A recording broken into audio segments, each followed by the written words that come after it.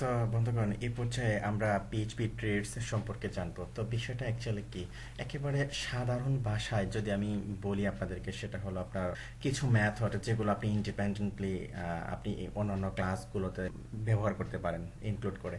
তো এর আগে অ্যাবস্ট্রাক্ট ক্লাসে আমরা দেখেছি যে অ্যাবস্ট্রাক্ট ক্লাসে সরাসরি অবজেক্ট তৈরি করে আমরা কাজ করতে পারি না। তো দেখা গেল যে অ্যাবস্ট্রাক্ট ক্লাসকে তো একটা সাব ক্লাসে এক্সটেন্ড করে ওই সাব ক্লাসের অবজেক্ট তৈরি করে আমরা কাজ করতাম, তাই না?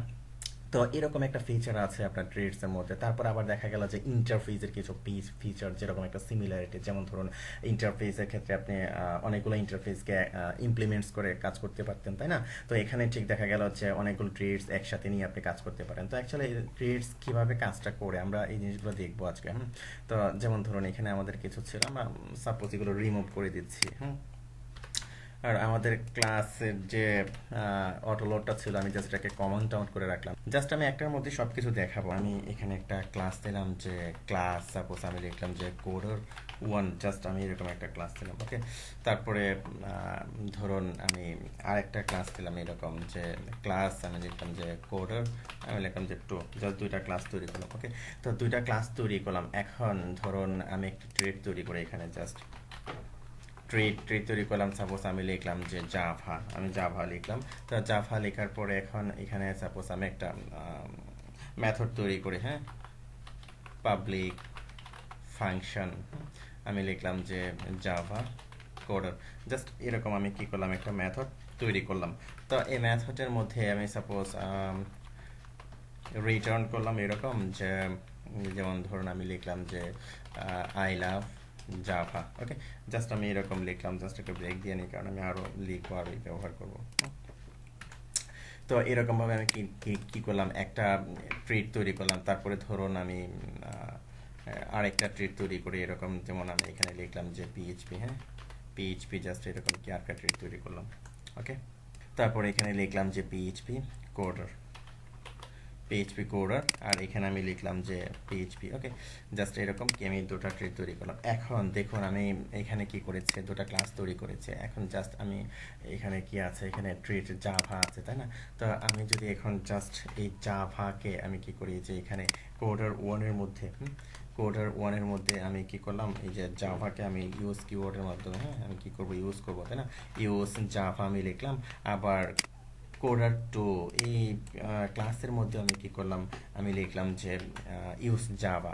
তো এখন ধরুন এই যে আমার কোডার ওয়ান ক্লাস আছে, তাই না? আমি যদি কোডার ওয়ান ক্লাসের আর একটা অবজেক্ট তৈরি করে, যেমন সাপোজ C1 ভেরিয়েবলের মধ্যে আমি রাখলাম যে কোডার ওয়ান। ওকে, তারপরে ধরুন আমি C2 মধ্যে আমি রাখলাম যে কোডার টু, কোডার টুকে আমি রাখলাম যে নিউ কোডার টু। ওকে, খেয়াল করে দেখুন আমি কি করেছি, দুইটা ক্লাসের দুইটা অবজেক্ট ব্যবহার করেছি, এবং দুইটাতে কি কি আমি একটা ট্রিট ব্যবহার করেছি। ওকে, ট্রিট। তো এখন ধরুন এই ট্রিটের মধ্যে কি আছে, এই মেথডটা আছে, তাই না? আমি কি করবো, এই মেথডটাতে অ্যাক্সেস করবো। তার জন্য কি করতে হবে, এই যে ধরুন আমি লিখলাম যে C1, তাই না? C1 এর মধ্যে আমি কি করলাম, আমি অ্যাক্সেস করলাম। ওকে, তারপরে ধরুন আবার C2 এর জন্য আমি লিখলাম যে এখানে C2 আমি অ্যাক্সেস করলাম এখানে। তো এখানে জাস্ট কি করতে হবে, আমি এখানে কি করেছি, রিটার্ন করছি, তাই না? তো রিটার্ন যেহেতু করছি, আমাকে অবশ্যই ইকো করতে হবে। ওকে, ইকো, তারপর আমি লিখলাম যে কি ইকো। ওকে, ইকো। তো এখন আমি যদি এটাকে রিফ্রেশ করি, তো দেখবেন যে I love Java, I love Java. কারণ কি, আমি এখানে কি করছি, একটা ট্রেডের মধ্যে আমি কি করেছি, একটা মেথড তৈরি করেছি। তো এই মেথডটাকে আমি কি করছি এখানে মাল্টিপল ক্লাসে কি আমি এই মেথডটাকে ব্যবহার করছি, তাই না? তো আবার একটা ক্লাসের মধ্যেই আপনি কি করতে পারবেন, আপনি দুটা ট্রিট আপনি ব্যবহার করতে পারবেন। তো এটা আপনি কিভাবে করবেন, যেমন ধরুন আমি এখানে কি করেছি, পিএইচপি করেছি, তাই না? তো এর জন্য জাস্ট ইউজ, আমি ধরুন ক্লাস ওয়ান রাখছি, আমি ক্লাস টুটা উঠিয়ে দিচ্ছি। ওকে, তো ক্লাস ওয়ান রাখছি, এখানে লিখছি আমি যে কোডার ওয়ান আমি লিখছি, তাই না? তো কোডার ওয়ান লিখছি। তো কোডার ওয়ানের মধ্যে ধরুন আমি যে ইউজ জাভা লিখলাম, তারপরে আমি এখানে লিখবো যে পিএইচপি। ওকে, ইউজ জাভা এবং ইউজ পিএইচপি, জাস্ট আমি এরকম করে দিলাম। তো আমার আর কোডার টু এখন দরকার নেই। ওকে, তো এখন জাস্ট আমি কি করছি, যে জাভা কোডারকে আমি ইকো করছি, তাই না? তারপরে আবার আমি এখন পিএইচপি কোডার, যেটা আছে আমার, আমি পিএইচপি কোডারকে আমি এখানে কি করতে পারবো, অ্যাক্সেস করতে পারবো। অর্থাৎ এগুলো আছে কোথায়, এই মেথডগুলো আছে আপনার ট্রেডের মধ্যে, তাই না? আমি কি করছি, আমার আমার ক্লাস থেকে আমি কি এগুলোকে ব্যবহার করছি। ওকে, তো এখন যদি আমি এটাকে রিফ্রেশ করি, আপনি দেখবেন যে I love Java, I love PHP. তো আশা করি বুঝতে পেরেছেন বিষয়টা। তো এখানে আপনি ইচ্ছে করলে মার্জ করতে পারেন এগুলোকে, হ্যাঁ, ট্রেডকে একসাথে। যেমন আমি এখানে যেভাবে লিখতে চাচ্ছি, যেমন আমি এখানে লিখলাম যে ট্রেড, আমি লিখলাম যে এরকম ধরুন জাভা পিএইচপি, আমি এরকম লিখলাম একসাথে। তো এখানে জাস্ট আপনি কি লিখতে পারেন, এই যে ইউজ জাভা পিএইচপি কে আপনি জাস্ট কি করতে পারেন, একসাথে আপনি লিখতে পারেন ইউজ জাভা পিএইচপি। তো তো এখানে আপনি কি করবেন, এখানে জাস্ট আপনি কি করবেন, এই যে দুটা একসাথে করেছেন, হ্যাঁ, আপনি জাস্ট এইভাবে লিখে দেবেন। হ্যাঁ, আমি পেস্ট করলাম, তারপর সেভ করলাম ইউজ জাভা পিএইচপি। তো এখন যদি আমি এটাকে রিফ্রেশ করি, আপনি দেখবেন যে একেবারে সেম রেজাল্ট, কোনো চেঞ্জ হচ্ছে না। ওকে, আশা করি বুঝতে পেরেছেন। তো এখন আরেকটা বিষয় আমি আপনাদেরকে দেখাই, যে ট্রিটের যে বিষয়টা। যেমন ধরুন আমি একটা রাখছি, শুধু শুধু জাভা রাখছি, আমি এটাকে রিমুভ করে দিচ্ছি। ওকে, তো রিমুভ করে দিচ্ছি, আমি এটা আর রাখছি না। হ্যাঁ, তো একটা রাখছি। তো এখন ধরুন এখানে কি আছে,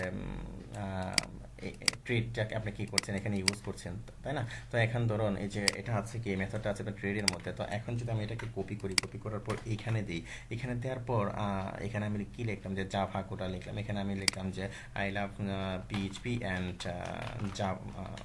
জাভা অ্যান্ড পিএইচপি, জাস্ট আমি লিখলাম এরকম। তো লেখার পর এখন যদি আমি এটাকে রিফ্রেশ করি, এখানে একটা ফ্যাটাল এরর জেনারেট করেছে। কারণ হলো এই যে আমরা এখানে জাভা পিএইচপি ব্যবহার করছি, এখানে অ্যাকচুয়ালি আগে মার্জ করেছিলাম দুটো একসাথে।